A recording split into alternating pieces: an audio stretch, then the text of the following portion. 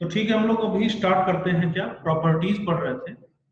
First property हमने पढ़ा दिया था, that was related to domain and range.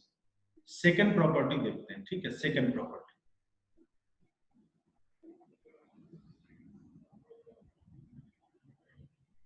देखिए, प्रॉपर्टी नंबर 2, ध्यान से समझिएगा। प्रॉपर्टी 2 है sine inverse of minus x.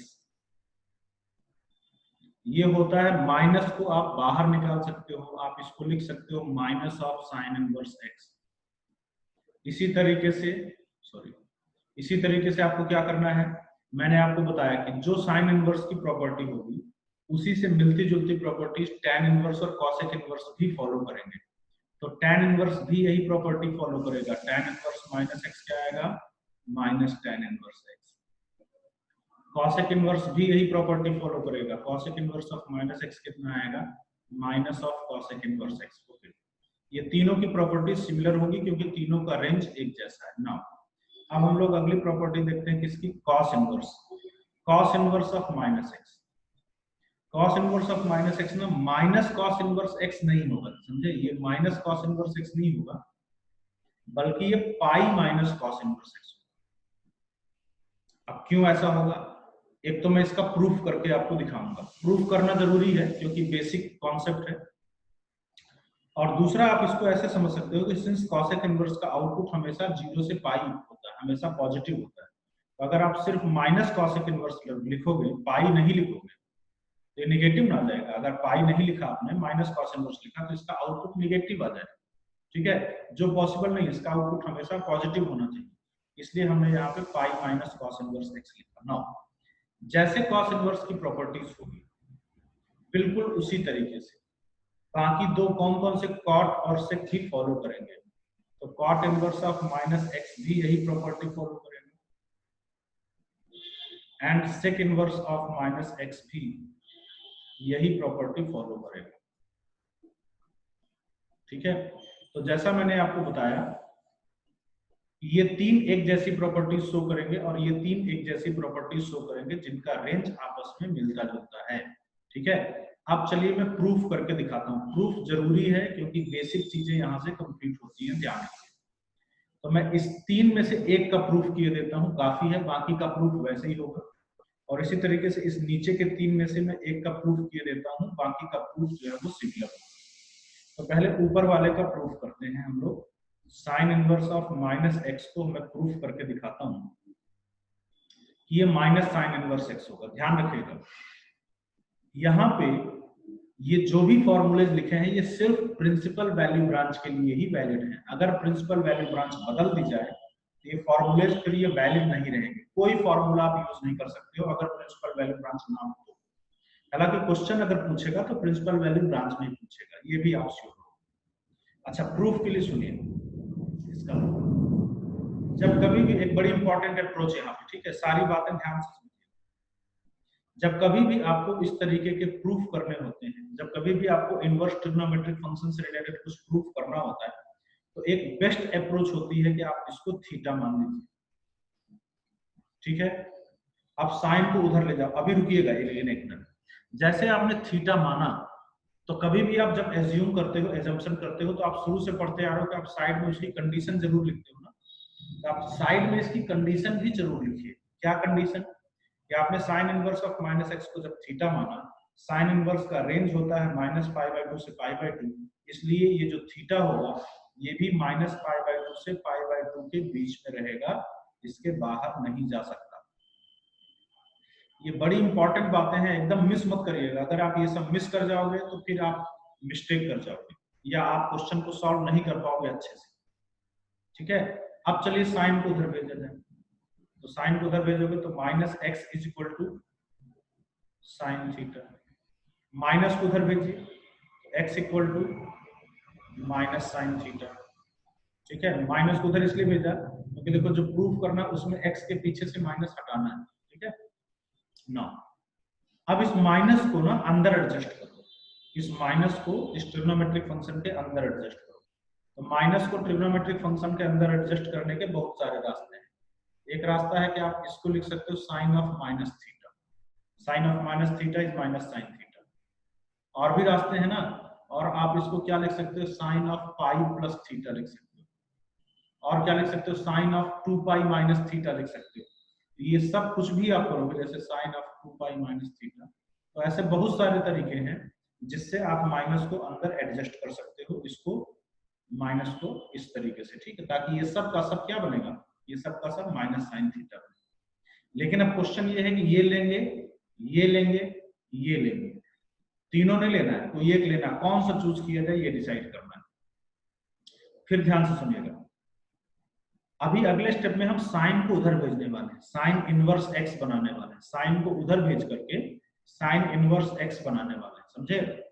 तो इसमें से आप वो फॉर्मूला चूज करिए जो एंगल साइन इनवर्स की रेंज में आए। इसमें से आप वो फॉर्मूला चूज करिए जो एंगल कहां पे आए, साइन इनवर्स की रेंज में आए, ठीक। जैसे साइन को उधर भेजोगे तो माइनस थीटा किस इंटरवल में होगा, देखो यहां से माइनस थीटा आपका, इसके पीछे माइनस लगाओगे तो माइनस थीटा आपका माइनस पाई बाय, ये पाई बाय 2, ये माइनस पाई बाय 2, ये माइनस पाई बाय 2 से पाई बाय 2 के इंटरवल में ही रहेगा जो साइन इनवर्स की रेंज में आता है, इसलिए आप ये फॉर्मूला चूज कर लीजिए। बाकी दोनों फॉर्मूले ऑटोमेटिकली रिजेक्टेड, बाकी आप चेक भी कर सकते हैं, जैसे पाई प्लस थीटा, तो पाई प्लस थीटा देखो किस इंटरवल में आएगा, इसमें पाई ऐड करो, पाई प्लस थीटा, तो पाई माइनस पाई बाय 2 हो जाएगा pi by 2, pi plus pi by 2 हो जाएगा 3 पाई बाय 2, और ये देखो ये साइन इनवर्स की रेंज में नहीं आता, इसलिए इसको रिजेक्ट किया। इसी तरीके से 2 पाई माइनस थीटा भी साइन इनवर्स की रेंज में नहीं आएगा, इसलिए ये भी रिजेक्ट किया। ये माइनस थीटा साइन इनवर्स की रेंज में आता है, इसलिए ये फॉर्मूला लिया और साइन को उधर भेज दिया, और यहाँ पे हमारे पास आएगा sine inverse x is equal to minus theta, minus को उधर भेज दीजिए, so theta equal to minus sine inverse x, और थीटा का बैक सब्स्टिट्यूशन कर दीजिए, theta was sine inverse of minus x. तो इस तरीके से हमने प्रूफ करके दिखा दिया कि sign inverse of minus x जो है वो क्या होगा, वो माइनस साइन इनवर्स एक्स होगा। ये हमने प्रूफ करके दिखा दिया, क्लियर।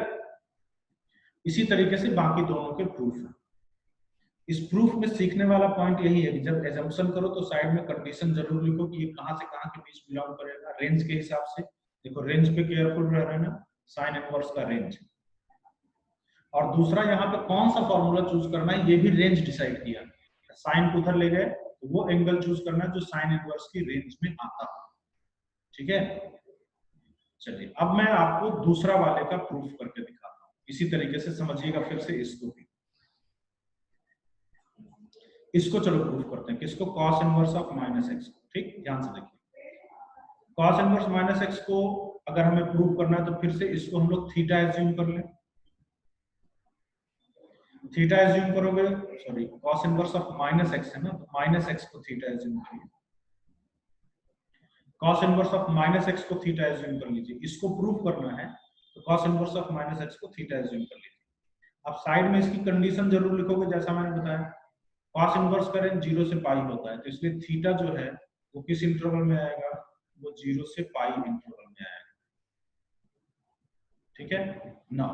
अब कॉस को उधर भेजिए तो minus x equal to cos theta, minus को उधर भेजिए तो x equal to minus cos theta, minus को अंदर एडजस्ट करिए, तो माइनस को अंदर कैसे एडजस्ट करोगे, आप इसको लिख सकते हो cos of pi minus theta, आप इसको लिख सकते हो cos of pi plus theta, और भी लिख सकते हो, लेकिन फिलहाल इससे ज्यादा जाने की जरूरत नहीं है।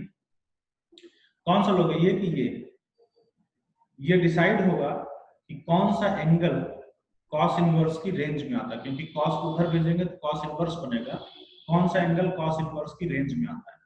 तो देखो पाई माइनस थीटा करो तो पाई माइनस 0 कितना हो गया पाई, पाई माइनस पाई कितना हो गया 0, 0 से पाई आ गया, यही कॉस इनवर्स की रेंज में आ रहा है, इसलिए ये वाला ले लीजिए और ये वाला छोड़ दीजिए। हालांकि आप इसको भी चेक करके देख सकते हो, पाई प्लस थीटा करोगे तो pi plus 0 pi plus pi, और ये देखो ये कॉस इनवर्स की रेंज के बाहर है, इसलिए इसको छोड़ दीजिए। अब कॉस को उधर भेजिए, कॉस को उधर भेजोगे तो क्या मिला, cos inverse x equal to pi minus theta, that implies theta को उधर और कॉस इनवर्स को इधर भेजिए, so theta is equal to pi minus cos inverse x, ठीक। थीटा का बैक सब्स्टिट्यूशन कर दीजिए, theta was cos inverse of minus x. तो यहाँ से देखिए आपने प्रूव कर दिया, जब आप बैक सब्स्टिट्यूशन करोगे तो यहाँ से आपने प्रूव कर दिया cos inverse of minus x equal to pi minus cos inverse x. इसी तरीके से बाकी फॉर्मूलेज भी वैलिड होंगे। क्लियर? तो इस प्रूफ में बड़ी इंपॉर्टेंट बातें थी। दो इंपॉर्टेंट बातें कि थीटा एज्यूम कर लेते हो, एज्यूम करते तो साइड में उसके रेंज के हिसाब से कंडीशन जरूर लिखिएगा। और दूसरा यहाँ पे आप वो फॉर्मूला चूज करोगे, जब फॉर्मूला चूज करने में कंफ्यूजन हो तो आप वो फॉर्मूला चूज करना जिसके लिए आपका जो रेंज है वो इसके इनवर्स की रेंज में आ जाए, साइन इनवर्स की रेंज में आ जाए। ये प्रूफ इसलिए भी इंपॉर्टेंट है कि अगर किसी क्वेश्चन में प्रिंसिपल वैल्यू ब्रांच बदल दिया जाए, तो मैंने बोला था कि ये फॉर्मूलेज फिर वैलिड नहीं होंगे। ठीक है, तो फिर पता है कैसे आप करोगे? अगर प्रिंसिपल वैल्यू ब्रांच बदल दिया जाए तो फॉर्मूला ये वैलिड नहीं होगा। नया फॉर्मूला क्या होगा, आप इसी अप्रोच से डिराइव कर सकते हो। ठीक है, ध्यान रखिएगा। हालांकि मैंने बताया ना, ये क्वेश्चन 0.5% पूछा जाएगा प्रिंसिपल वैल्यू ब्रांच के अलावा, लेकिन ये प्रूफ आपको आना चाहिए। So that was your second property. ठीक है, किसी को कोई डाउट है तो बता सकते हो, नहीं तो हम आगे बढ़ते हैं। अब देखिए इसका यूज जो है वो कोई बहुत बड़ा यूज तो नहीं है।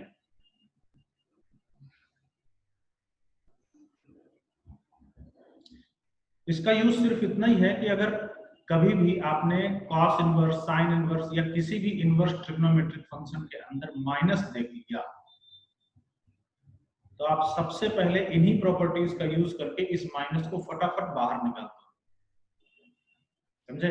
जैसे आप इसको क्या लिख सकते हो, cos इनवर्स माइनस हाफ। तो वैसे आप सोचते तो अच्छा क्या करते कि अच्छा cos इनवर्स का रेंज 0 से पाई होता है, फिर cos इनवर्स कहाँ पे नेगेटिव होता है, सेकंड क्वाड्रेंट में, फिर आंसर आएगा पाई माइनस कितने पे हाफ होता है, आप बोलोगे पाई/3 पे, तो ऐसे आंसर बताते। लेकिन अभी क्या करो, सीधे प्रॉपर्टी लगाओ, माइनस है अंदर, फटाफट माइनस को बाहर निकालो। माइनस को बाहर निकालने के लिए प्रॉपर्टी लगेगी क्या, पाई minus cos inverse half.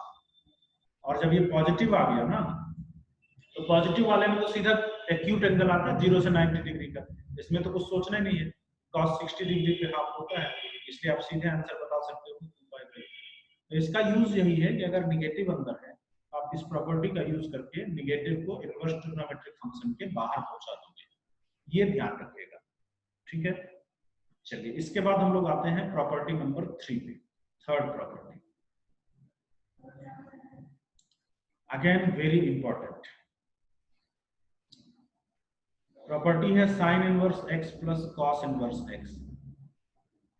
Sign inverse x plus cos inverse x, ध्यान रखिएगा π/2 होता है। Sine inverse x plus cos inverse x क्या होता है, π/2। किस एक्स के लिए, for all x belonging to domain of sine inverse and cos inverse, मतलब for all x belonging to -1 to 1, सारे डोमेन के लिए sign inverse x plus cos inverse x equal to π/2 होता है। याद रखिएगा, ये बहुत इंपॉर्टेंट।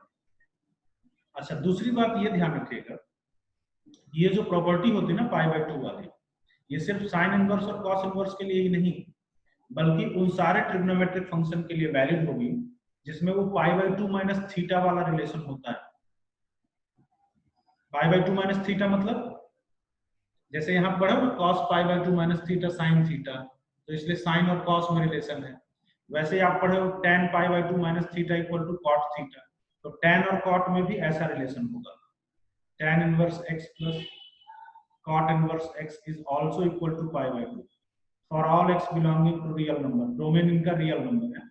और इसी तरीके से sec inverse x plus cosec inverse x is also equal to π/2।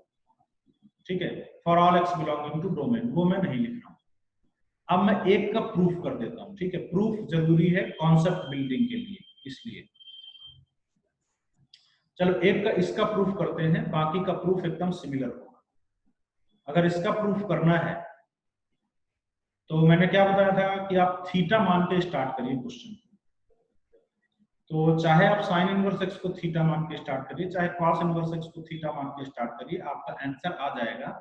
बस इतना ध्यान रखना कि जिसको भी थीटा मानो, आप उसके हिसाब से साइड में कंडीशन जरूर लिखना, किसको माने।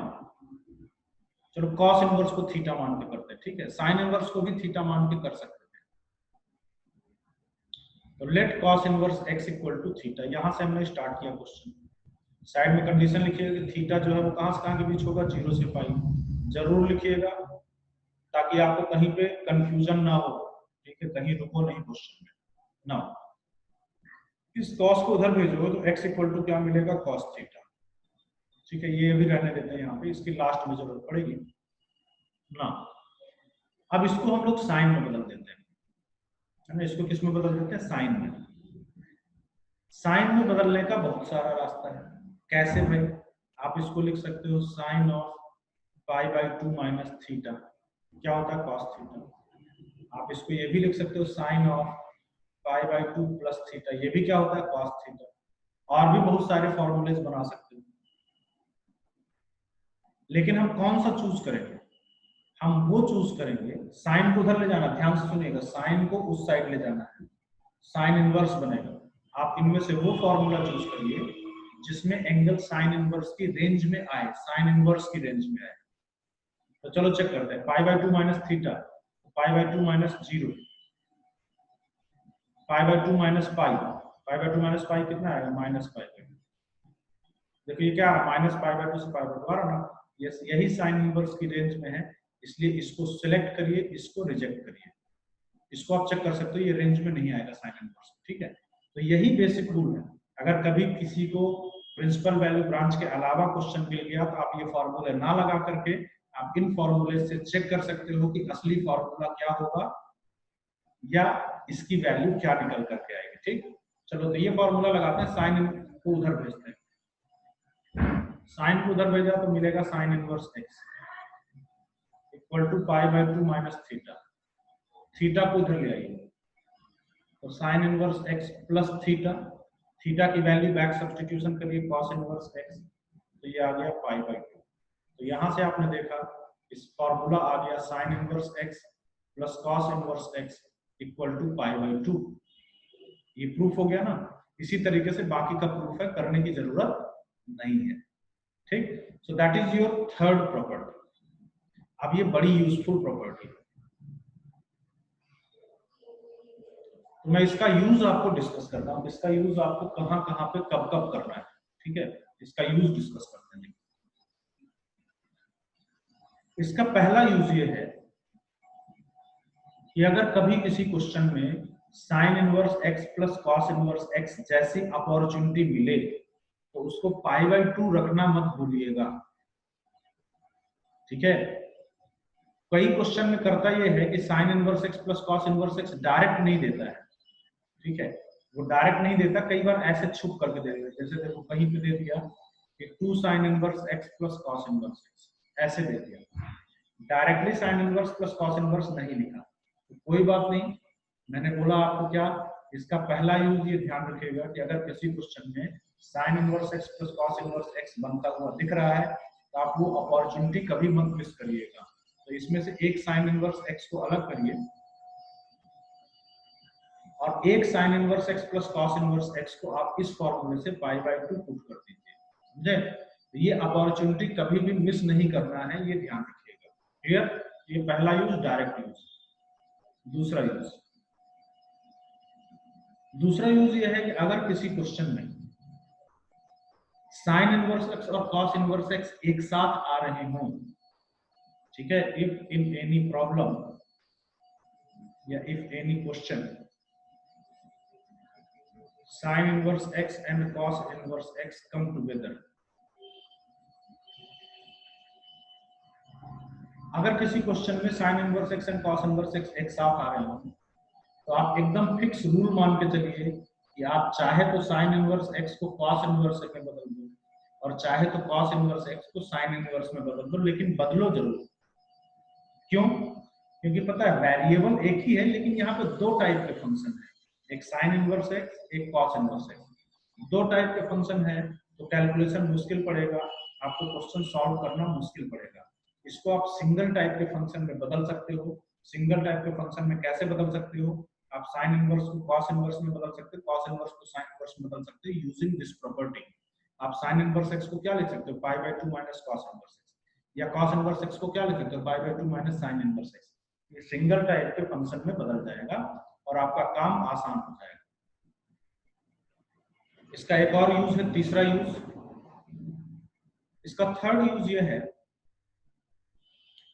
कि अगर कभी किसी क्वेश्चन में, याद रखिएगा बहुत इंपॉर्टेंट है, 2 बार आईआईटी के एडवांस में इस पे क्वेश्चन पूछ चुका है। अगर किसी क्वेश्चन में sine inverse x plus cos inverse y is equal to π/2 दिया है, अगर किसी क्वेश्चन में sine inverse of something plus cos inverse of something equal to π/2 दिया है, तो ये ध्यान रखिएगा, ये फॉर्मूला तभी वैलिड होता है जब ये दोनों x और y इक्वल हो। तो आप डायरेक्टली लिख सकते हो कि ये दोनों का इनपुट x और y क्या होगा, इक्वल होगा। समझ में आई बात? फिर से देख लीजिए, sine inverse of something plus cos inverse of something equal to π/2 अगर है, तो ये ध्यान रखिएगा, ये फॉर्मूला तभी वैलिड होगा जब ये दोनों इनपुट्स इक्वल हो, x इक्वल टू y, क्योंकि sign inverse x plus cos inverse x ही π/2 होता है। फिर आप इसको सॉल्व करके और फिर आप आगे का कैलकुलेशन कर सकते हो। ठीक है, तो ये थी आपकी प्रॉपर्टी नंबर 3। नाउ इसके बाद हम लोग लास्ट प्रॉपर्टी पे आते हैं, fourth and last property. Before that अगर इसमें किसी को अभी तक कुछ पूछना है तो आप बताइए। ठीक है, चलिए, तो इसके बाद हम लोग आखिरी प्रॉपर्टी देखते हैं, and that is property number 4। ठीक है, again very basic, very important property, ध्यान से देखिए। प्रॉपर्टी 4 है sine inverse 1/x equal to cosec inverse x। बहुत ही सिंपल सी बात है ना। For all x belonging to domain of cosec inverse, cosec inverse का डोमेन क्या, -∞ से -1 यूनियन 1 से इंफिनिटी। जब ये x रखोगे तो ऑटोमेटिकली 1/x जो है वो -1 से 1 के बीच में आएगा। तो ये फॉर्मूला हमेशा वैलिड है, कोई प्रॉब्लम नहीं। इसी तरीके से cos inverse of 1/x is equal to sec inverse of x, ये फॉर्मूला भी हमेशा वैलिड है, कोई प्रॉब्लम नहीं। लेकिन तीसरा वाला फॉर्मूला ये वैलिड नहीं है हमेशा, tan इनवर्स ऑफ 1/x, ये डायरेक्टली cot इनवर्स x नहीं होगा, ये हमेशा वैलिड नहीं है, इसमें केस आता है। पहले मैं फॉर्मूला लिख के दिखाता हूं कि फॉर्मूला क्या है, फिर ऐसा क्यों है मैं आपको ये दिखाता हूं, फिर मैं आपको प्रूफ भी दिखाता हूं। Proof is very very important, because proof नहीं है वो समझ लीजिए वो क्वेश्चन की अप्रोच है। ठीक है, तो सारी चीजें बड़ी इंपॉर्टेंट है, यहां से बहुत सारी बातें सीखनी, ध्यान रखिएगा। पहले फॉर्मूला लिखते हैं, देखिए ये हो जाएगा cot इनवर्स x डायरेक्टली, जैसे ये डायरेक्टली था, लेकिन ये सिर्फ होगा for x greater than 0, positive x के लिए। नेगेटिव x के लिए आपका जो फॉर्मूला आएगा वो आएगा -π प्लस cot इनवर्स x, कब, जब x लेस देन 0। ठीक है, तो ये तो हो गया फॉर्मूला।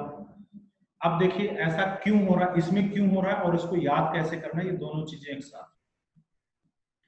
देखो इसमें क्यों नहीं हुआ केस, क्योंकि साइन इनवर्स का रेंज कॉसेक इनवर्स का रेंज मिलता जुलता था, दोनों का -π/2 से π/2। इसमें भी दोनों का रेंज मिलता जुलता था 0 से π, लेकिन इसमें दोनों का रेंज मिलता जुलता नहीं है।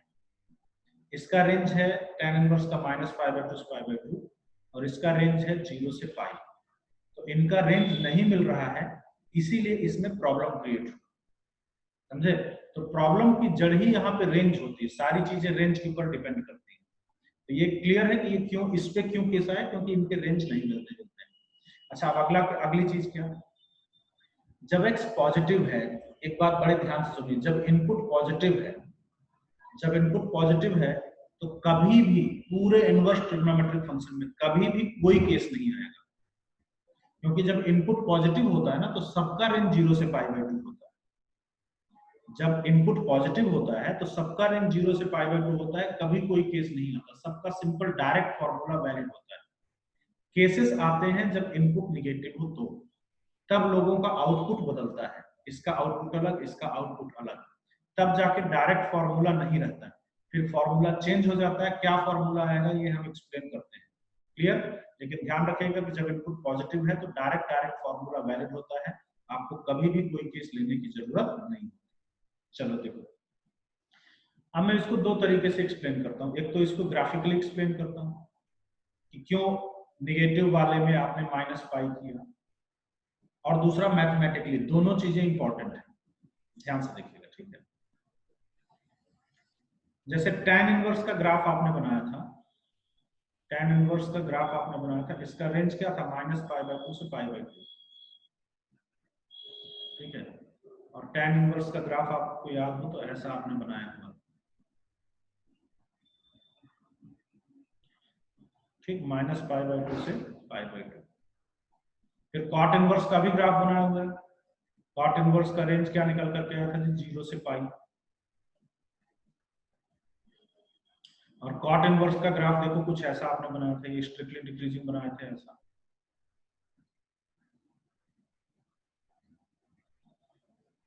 ठीक, ध्यान से नो, ध्यान से। अगर x पॉजिटिव है, इधर पॉजिटिव x एक्सिस में, तो मैंने बताया ना सबका रेंज 0 से π/2 होता है। देखो cot इनवर्स का भी रेंज 0 से π/2 और tan इनवर्स का भी 0 से π/2, रेंज सेम है, इसलिए डायरेक्ट फॉर्मूला वैलिड है। अगर x नेगेटिव है तो रेंज बदल गया, tan इनवर्स का रेंज नेगेटिव साइड में है, -π/2 से 0, और इधर cot इनवर्स का रेंज नेगेटिव साइड में है, देखो नेगेटिव साइड में x <0 के लिए π/2 से पाई। तो अगर आप इस cot इनवर्स को tan इनवर्स के इक्वेट करना चाहते हो, ये π/2 से पाई है, अगर आप इसको -π/2 से 0 में लाना चाहते हो, अगर आप इसको -π/2 से 0 में लाना चाहते हो, तो इसमें आपको पाई सब्ट्रैक्ट करना पड़ेगा। देखो पाई सब्ट्रैक्ट जब करोगे तब यहाँ पे पहुंचोगे, तो इसलिए मैंने यहाँ पे पाई सब्ट्रैक्ट कर दिया, तो ये फॉर्मूला आया। समझ में आई बात? यहाँ नेगेटिव साइड में रेंज सेम नहीं था, इसलिए मैंने इनको इक्वेट करने के लिए, आप ऐसे मन में सोचिए इसका रेंज 0 से पाई है, इसका -π/2 से π/2, तो इक्वेट करने के लिए इसकी रेंज को, cot इनवर्स की रेंज को डाउन करना पड़ेगा, डाउन करने के लिए -पाई किया। समझ में आई बात? अच्छा, यहीं पे अगर आप cot इनवर्स x को tan इनवर्स में बदलो, तो इस पाई को उधर भेजना पड़ेगा ना, आप इसको लिखोगे pi plus tan inverse 1/x, पाई को उधर भेजोगे तो pi plus tan inverse 1/x। या इसको आप दूसरे तरीके से भी याद रख सकते हो, अच्छा ये -π/2 से π/2 है, ये 0 से पाई है, इसकी रेंज को मुझे बढ़ाना पड़ेगा, -π/2 से π/2 को बढ़ाना पड़ेगा 0 से पाई में पहुंचाने के लिए, तो इसलिए हमने इसमें ऐड किया पाई, ठीक है। तो ये कुछ एक्सप्लेनेशन है इस फॉर्मूले के, नेगेटिव साइड में केस आने के ये एक्सप्लेनेशन है, पॉजिटिव में कभी कोई केस नहीं आता। अब देखिए मैं इसका मैथमेटिकल प्रूफ कर रहा हूं, जो ज्यादा इंपॉर्टेंट है, ठीक है, बड़े ध्यान से सुनिए, बड़ी इंपॉर्टेंट चीज है। हम लोग इसका मैथमेटिकल प्रूफ कर रहे हैं, हम लोग tan इनवर्स 1/x को cot इनवर्स में बदल रहे हैं जब x <0 है तो, ठीक है। तो ध्यान से सुनिए मेरी बात, कभी भी अगर इनपुट निगेटिव हो और आपको उसे कन्वर्ट करना है किसी और में, ठीक है, इनपुट निगेटिव है, देखो निगेटिव है, और आपको उसे किसी और में कन्वर्ट करना है, तो आप क्या करोगे ऐसे क्वेश्चन। देखो पॉजिटिव के लिए कभी कोई केस नहीं आता, यहाँ पे मैंने एक्सप्लेन किया कि पॉजिटिव के लिए कभी कोई केस नहीं आता, निगेटिव में ही केस आता है। तो अगर इनपुट निगेटिव हो और आपको इसे कन्वर्ट करना है, तो पता है क्या करोगे, आप इसको पॉजिटिव में बदल दो by proper substitution. Since x negative है, इसलिए मैं x इक्वल टू क्या पुट कर देता हूं, -m। x निगेटिव है, इसलिए m जो है वो क्या हो जाएगा, पॉजिटिव हो जाएगा, ठीक है। m पॉजिटिव है, अब आप ये पुट करिए, ये आपके पास आया, देखिए tan inverse of -1/, now bye using property number 2, इस माइनस को बाहर निकाल दो, तो tan इनवर्स में सिंपल निकल जाता है ऐसे। नाउ अब ये देखो tan इनवर्स का इनपुट अब पॉजिटिव हो गया, माइनस जैसे ही आपने बाहर निकाला tan इनवर्स का इनपुट पॉजिटिव हो गया। tan इनवर्स का इनपुट जैसे ही पॉजिटिव हुआ, अब आपको जितना भर कन्वर्जन करना है कर लीजिए। अब आप इसको cot इनवर्स में बदल दो, अब इनपुट पॉजिटिव है तो cot इनवर्स में बिना किसी केस के ये बदल जाएगा, सिंपल -cot इनवर्स में। जब आप कन्वर्जन पूरा कर लो, ध्यान से सुनिए, जब आप कन्वर्जन पूरा कर लो तो बैक सब्स्टिट्यूशन कर दीजिए, बैक सब्स्टिट्यूशन करो, m की वैल्यू -x रखो, तो -cot इनवर्स ऑफ -x। अब इस माइनस को फिर से बाहर निकाल लीजिए by using property of cot inverse, तो cot इनवर्स -x आपने क्या पढ़ा, पाई -cot इनवर्स x। इस माइनस को अंदर ले जाइए तो ये आएगा minus pi plus cot inverse x. देखिए minus pi plus cot inverse x, और ये मैंने प्रूफ कर दिया। ये प्रूफ आप यकीन मानिए बहुत इंपॉर्टेंट बात है, इससे आप बहुत सारे क्वेश्चन सॉल्व करोगे। कैसे क्वेश्चन सॉल्व करोगे एक बार फिर सुनिए। कब कैसे क्वेश्चन सॉल्व करोगे? जब कभी भी इनपुट निगेटिव है, पॉजिटिव में कोई केस नहीं लेना, पॉजिटिव सीधा सीधा चलेगा। इनपुट अगर निगेटिव है और आपको इसे कन्वर्ट करना है, किसी और इनवर्स ट्रिग्नोमेट्रिक फंक्शन में कन्वर्ट करना है, तो डायरेक्ट कन्वर्जन नहीं लगेगा। अगर इनपुट निगेटिव है आप क्या करोगे, आप इनपुट को पॉजिटिव बना दोगे बाय प्रॉपर सब्स्टिट्यूशन।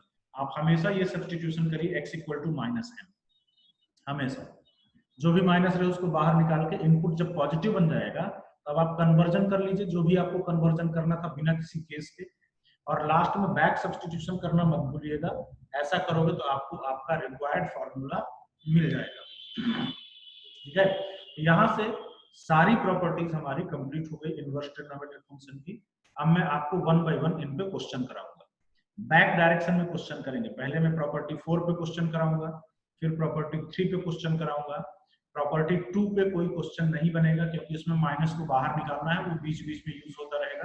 प्रॉपर्टी 1 पे भी कोई क्वेश्चन नहीं बनेगा, तो सिर्फ हमें प्रॉपर्टी 4 एंड प्रॉपर्टी 3 पे क्वेश्चन करना है।